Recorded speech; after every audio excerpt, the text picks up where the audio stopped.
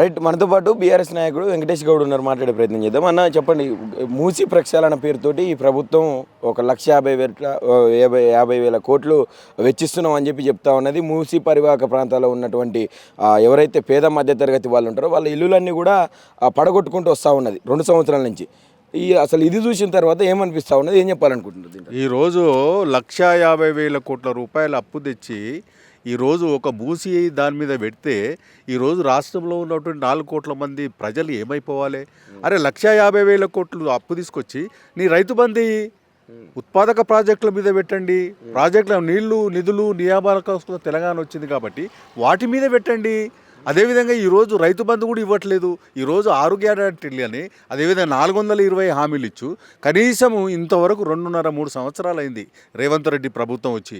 ఇంతవరకు ప్రజలకు ఇచ్చినటువంటి వాగ్దానాలు నెరవేర్చకపోవడం కేవలం ఈ రాష్ట్రాన్ని లూటి చేయడానికి వచ్చావా రేవంత్ రెడ్డి అడుగుతా ఉన్నాను. ఈరోజు 1,50,000 కోట్ల రూపాయలు తీసుకొచ్చి ఈ యొక్క మూసి బ్యూటిఫికేషన్ అని, ఈరోజు బ్యూటిఫికేషన్ కాదు లూటిఫికేషన్ చేయాలనుకుంటున్నావా? అంటే నీ ఉద్దేశం లూటిఫికేషనా? నువ్వు ముఖ్యమంత్రివా లేకపోతే ఓ రాష్ట్రానికి దోచుకున్నటువంటి దోపిడి దొంగవా అని అడుగుతా ఉన్నాను.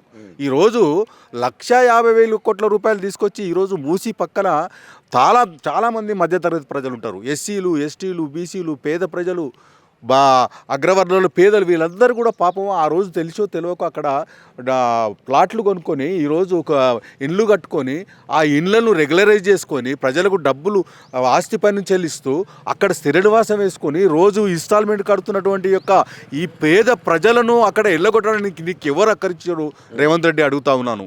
ఈరోజు రాష్ట్రంలో ఉన్నటువంటి పేద ప్రజలు అనుకుంటే నువ్వు మసి మాడైపోతావు రేవంత్ రెడ్డి.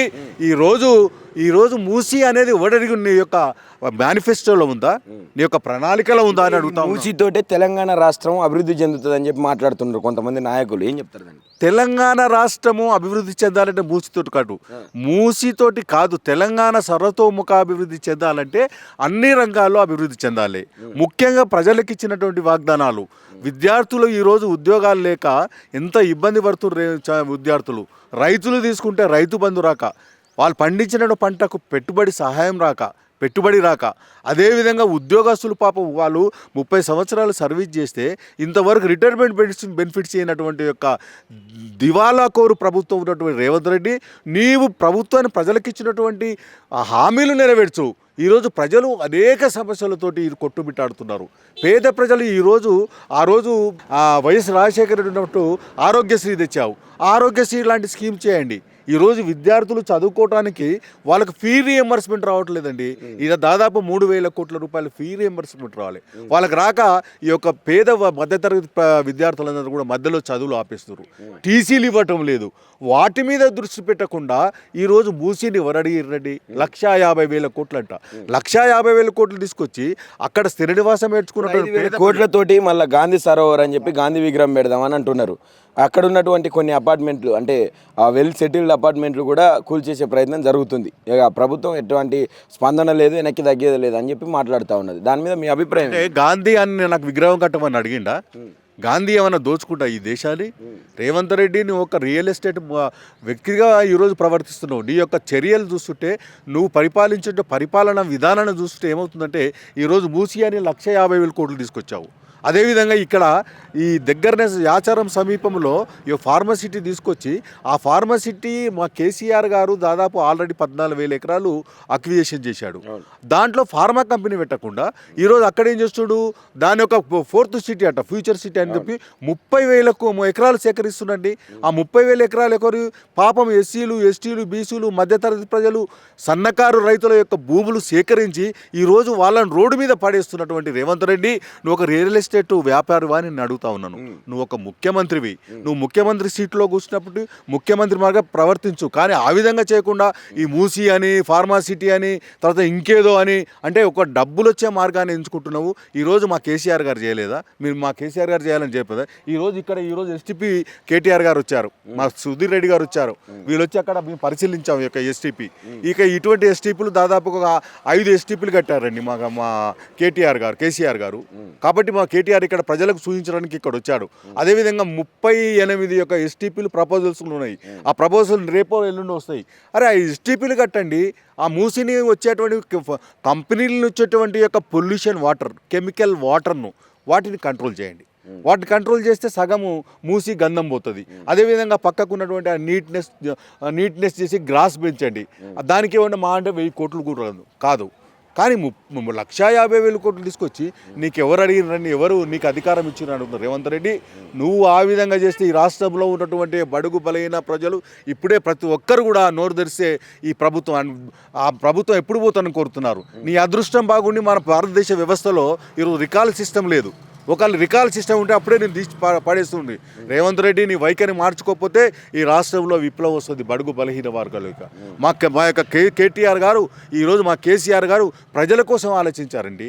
వాళ్ళు తెచ్చారు డబ్బులు, అప్పులు తీసుకొచ్చి ఏం చేశారు? కాళేశ్వరం కట్టాడు, రోడ్లు వేశారు. హైదరాబాదు ఇప్పుడు ఎల్బీనగర్ చూడండి, ఎల్బీనగర్లో ఫ్లైఓవర్స్ కానీ, అండర్ పాస్లు కానీ, అదేవిధంగా రోడ్లు కానీ, STP work, SNTP works, SRDP works మా సుధీర్ రెడ్డి గారు ఎంతో డెవలప్ చేశారు మా ఎల్బీనగర్ని.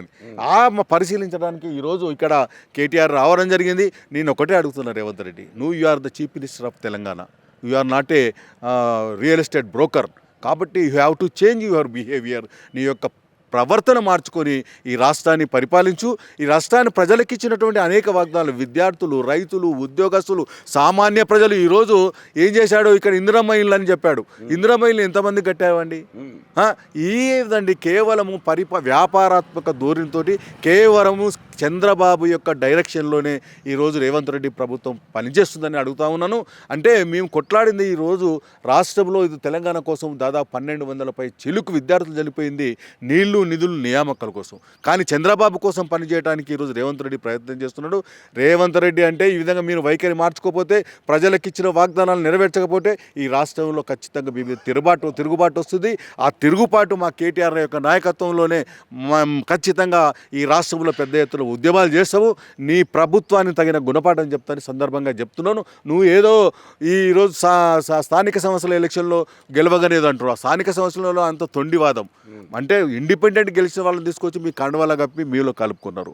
అదేవిధంగా ఇంకొకటి ఏంటంటే మొన్న జరిగినటువంటి మున్సిపల్ ఎలక్షన్లో అంటే సహజంగా ఎప్పుడు కూడా ప్రభుత్వం అధికారంలో నుంచి ప్రజలు ఆ పార్టీకే అనుకూలంగా ఉంటారు. కాబట్టి అందులో కూడా నువ్వు సగం సీట్లే గెలిచినావు. రేపు ఎత్తండి శాసనసభ ఎలక్షన్లో ఖచ్చితంగా ఈ రాష్ట్రంలో డిపాజిట్లు రావు. అసలు కొడంగల్లోనే రేవంత్ రెడ్డి ఓడిపోతాడండి. కొడంగల్ ప్రజలందరూ ఈరోజు ఎప్పుడు ఎలక్షన్లు వస్తా చూస్తున్నారు, జనరల్ ఎలక్షన్లు. కాబట్టి